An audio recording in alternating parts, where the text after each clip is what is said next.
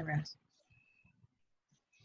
Thank you for joining us for another Mentors Moment where we like to talk to those effectively helping tomorrow's youth today. My name is Tish, and this month we're going to be talking with Dustin, and we're going to be getting a veteran's view on honor. So real quick about him. Dustin is a veteran from Afghanistan. Thank you very much for your service. He is also a father of a beautiful little girl. And he is a registered behavioral technician, which he can tell you what that means a lot better than I can. Dustin. I'll be happy to break that down for you. Absolutely. So. Yeah. Tell us what you do.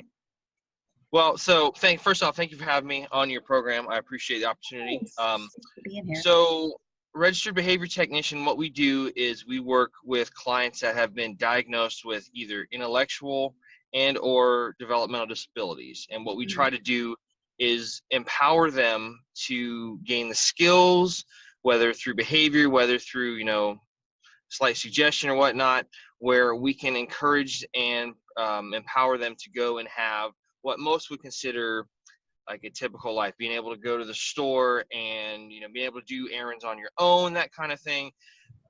And so it's pretty much, I don't want to steal too much of the, the notes of what's going on. So, but that's what we've been doing. You're equipping them for everyday life, is what it sounds like. Pretty much, yeah. We try to make it so that they have a typical life experience as possible. Sometimes we can do that. Sometimes because of the diagnosis and the individual, it'll never be 100% to someone that does not have a diagnosis, but we try our hardest. So that's awesome. That's awesome. All right, guys. So, let's see. Well, question one is, why did you decide to work with kids? So this is not going to be the greatest answer in the world, but I'll kind of explain it in a roundabout fashion. So I used to work in another industry, lost the job that I had in December of 2016, went and worked another job for about 3 months, wasn't a good fit, ended up leaving that too. I got approached by someone who had her own business and said, hey, I'm starting a business up. Here's what we're doing. And I was like, okay. So at the time, it was just a way to have a job and earn income and support my family. Right. After that, I kind of fell into it, and I ended up really liking what I do. I've been in the field now for about 4 years now that we're in the middle of the year. So about 4 years. Wow. So you took it for the paycheck and stayed for the passion right? Yeah. I mean, after a while, like any job, there's good days, there's bad days. But what is really inspiring about this is when you have one of those moments where you have a breakthrough with that person, and it's just like, yes, and it's just, it's the days that make you really go home and have that good, warm, fuzzy feeling. And you're just like, you're ecstatic about what you do. And you're like, all right, let's go back and do it again. And, other days it's a little rough because you might be dealing with somebody that can be a little, combative, as they say, where they might have, some tendencies to incur physical injury, whether, consciously, subconsciously, whatnot. But yeah, the moments, that you have those breakthroughs and you make that connection, that's really what drives it home, I would think, for anybody in this field. So that's awesome. So why is honor so important? Well, I mean, honor is important because it's important for a few reasons. So I want to read something first, and this is the definition of honor through an online source. So honor is the idea of a bond between an individual and a society as a quality of a person that is both of social teaching and personal ethos that manifests itself as a code of conduct and has various elements such as valor, chivalry, honesty, and compassion.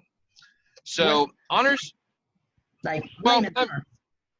layman's terms. I mean, I break it down like this. Honor to me is just showing respect, whether it's to a group, whether it's to an institution, whether it's a person by themselves, an idea, showing respect so that hopefully that idea will continue. Whether it's, a relationship with a person, whether it's, like high school or a college, showing, you're paying honor to that school, so that way the idea and the morals and the beliefs of that school and the principles and the teachings continue. Love it. Okay. So, how do you think adults, specifically civilians, can model honor to their children? Well, going back to the premise of respect, the way that I try to model stuff to my daughter, model honor, I should say, being respectful, especially with your grandparents. Like when I was a kid, we would go to my grandfather's house, my grandmother's house in Pasco County, and just doing little things, raking the yard, raking the pine needles off the roof, and taking them out, spending time with them. That's a great way to show honor to somebody. I mean, sitting down and listening to them tell stories. My grandfather was in World War II, and he had a very unorthodox way of how he joined the service. So, just hearing that story was always just a real treat. But, just listening to those perspectives and the wisdom of somebody that's already gone through stuff, that's, it's imperative. And I think that's crucial just to the young upbringing of a person, so they can develop their own idea of their morals or beliefs and so on and so forth. Man. Actually, I'm not gonna lie, when you say that, I never actually considered that modeling honor before. So I appreciate you shedding some perspective to me. Like that's really cool. That's what I do. Yeah. So I know you said your grandfather was in World War II and you served in Afghanistan. Why did you decide to serve? So for me, it was kind of a thing that I thought about it a little bit, but then there was a fateful day that kind of changed it for all of us. I was a senior in high school when September 11th happened. I was at your alma mater, just as mine. I was in homeroom, and I was talking to one of my good friends, Kevin, and he said, "Hey, man, did you hear what happened? A plane flew into the World Trade Center." And I probably had the same thought that everybody else had, small Cessna, whatever. So I was going to second period, which was history of Vietnam War with Mr. Burnham. Go, yes. Mr. B. Yeah. And my TV, I'm going to age myself a little bit here, but my seat was right in front of the old TV, like the audio-visual cart that had the VCR and the tube TV and all that stuff. And somebody was sitting in my chair, and there was a crowd of people just sitting there watching it, and Mr. Burnham just had this great, this just stoic look on his face. And I was like, "What's going on?" And they're like, "Dude, have you watched this?" And as we were sitting there watching it, the second plane hit the second tower. And, at the time, my senior year, I had an elective left. I was taking ROTC. So because of 9/11 and because of the teachings of ROTC and the instructors that I had, just wanting to motivate you to be a better citizen, I believe is the motto. I could be wrong, but it was kind of the culmination of those two things, where it was like, this is something I'm gonna seriously consider from now on. So, and then it happened. So, wow. I joined up, and never looked back. So, yeah. Well, thank you for that. Actually, it's crazy when you describe in such detail, because I remember where I was when I saw it too. I actually was at home. I didn't go to school that day. I just happened to be walking down the stairs and saw it on the news, and it was crazy. Yeah.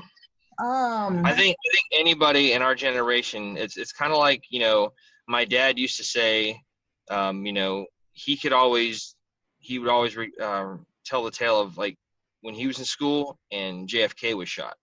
So I think that's in our generation, that's kind of like our defining moment. Where were you on 9/11? Yeah. So, yeah. Man. Okay. What advice would you have for others who may be considering it, joining? So when you join the military, first off, it's not for the faint of heart. Secondly, it's not something to be taken lightly. I mean, you really need to sit and consider the pros, the cons, and what we talk about in behaviors, like the things leading up to it and the consequences, whether good or bad. Mm-hmm. A lot of times you get folks that come out, depending on the job you do in the military, you can learn a trade, you can learn something that you can carry into the civilian world. As an infantry guy, doesn't always carry over, sometimes, there's probably a lot of stories that people will tell you.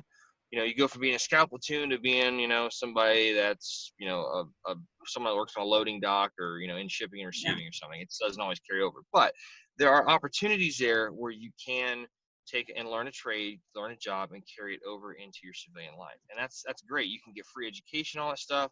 Only thing it costs you is an investment in time. Understand the ramifications of what you're doing. This is, like I said, it's not for the faint of heart. There's a commitment involved. And, again, the biggest commitment being time. The other commitment is just having an open mind, learning what they teach you. Everything they do there's a method to the madness. They do it for a reason. It's just like going through, medical school and becoming a doctor. That's a tried and true practice of how they get from point A to the finished product. Same thing with the military. The other thing too is, understand that things happen that you don't plan for. There's guys that get hurt. There's guys that get, medically retired. A lot of people have injuries when they come out. Some people, don't make it home, whether it's a training accident, whether it's, giving the ultimate sacrifice to your country. Don't want to sound morbid, but it's an eventuality that somebody should face. And if they don't think about that before going in, it would be something that I would really encourage them to see, like, okay, listen, here's what can happen. So, and just, weigh the pros, weigh the cons, and think about all the different things that can happen. So. And, do you think that honor differs for civilians versus the military?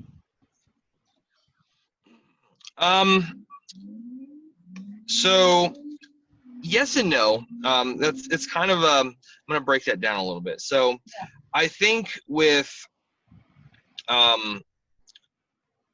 when you talk about the military, honor is kind of incorporated in our day-to-day activities.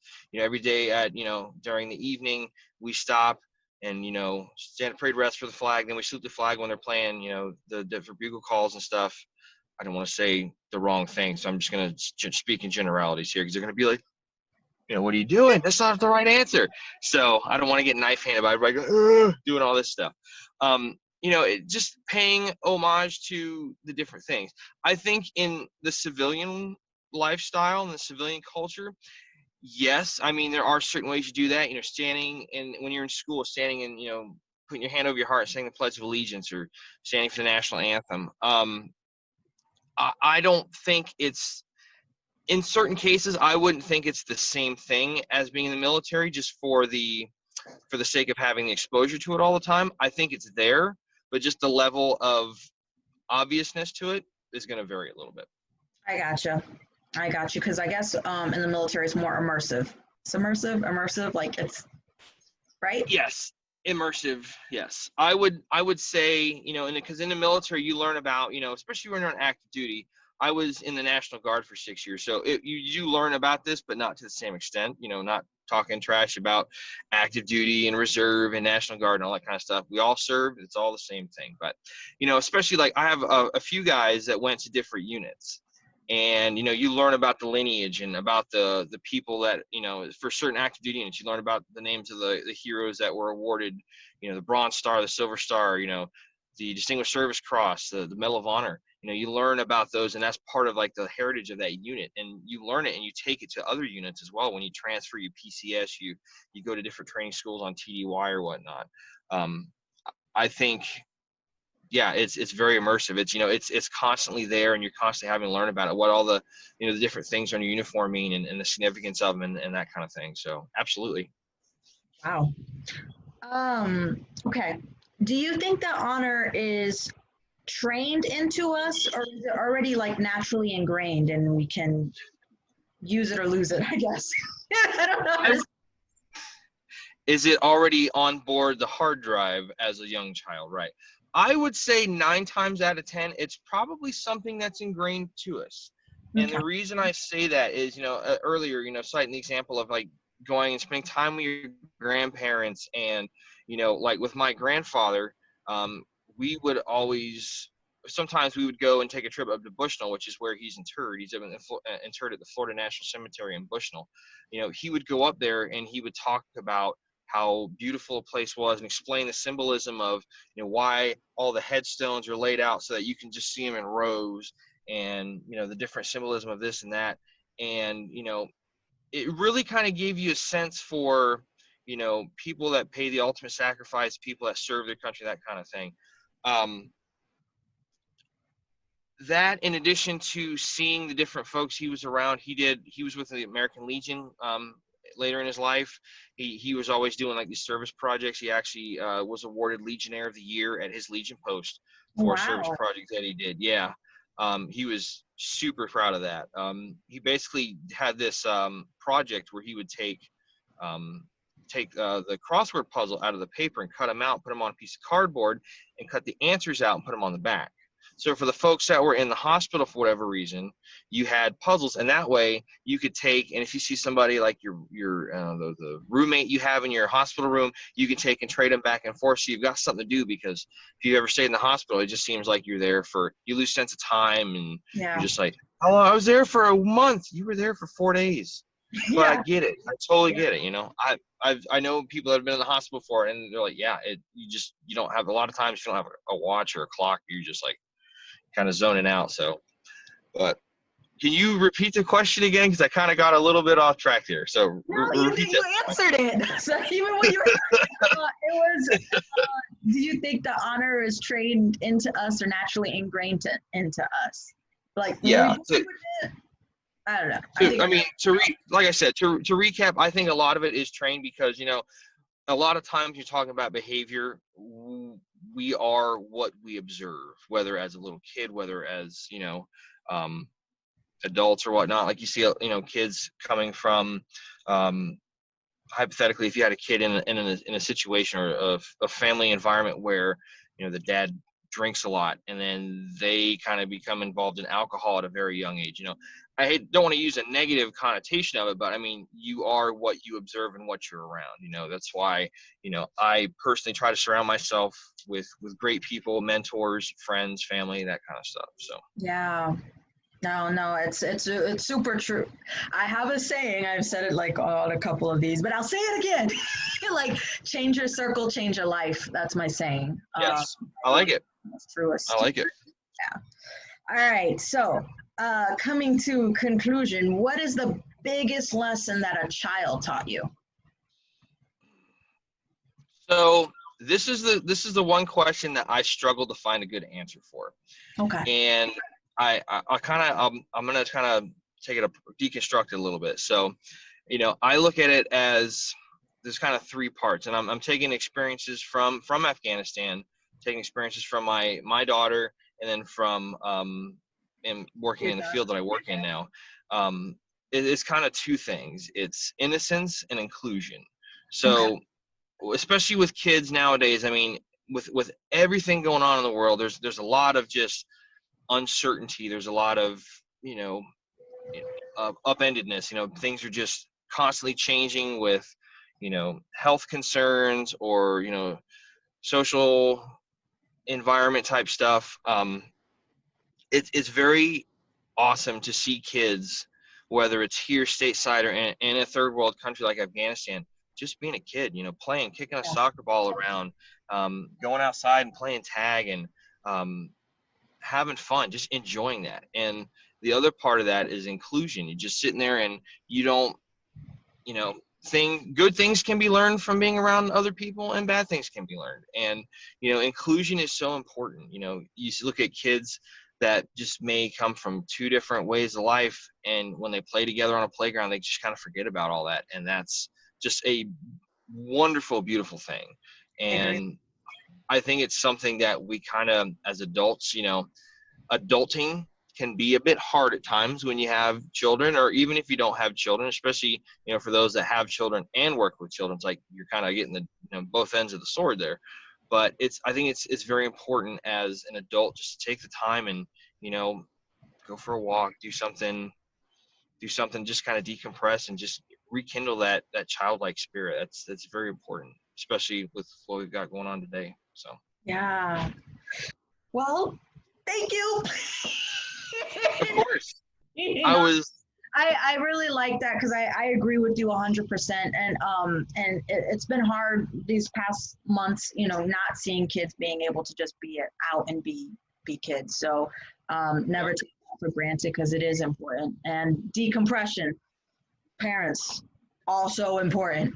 Very important. Not just parents, but adults. All right. And decompression comes in many forms. Some people might enjoy a bottle of wine or a glass of wine. Hey, I'm not trying to, I'm not a poster child for AA. I'm Irish, so I'll tell you that the stereotypes are stacked against me a little bit being Irish, but whatever you got to do, read a book, go for a walk, meditate, yoga. There's all kinds of stuff. Take care of yourself. That's important. Yeah, I agree. All right. Absolutely. All right, guys. Well, then we will see you next month. Oh.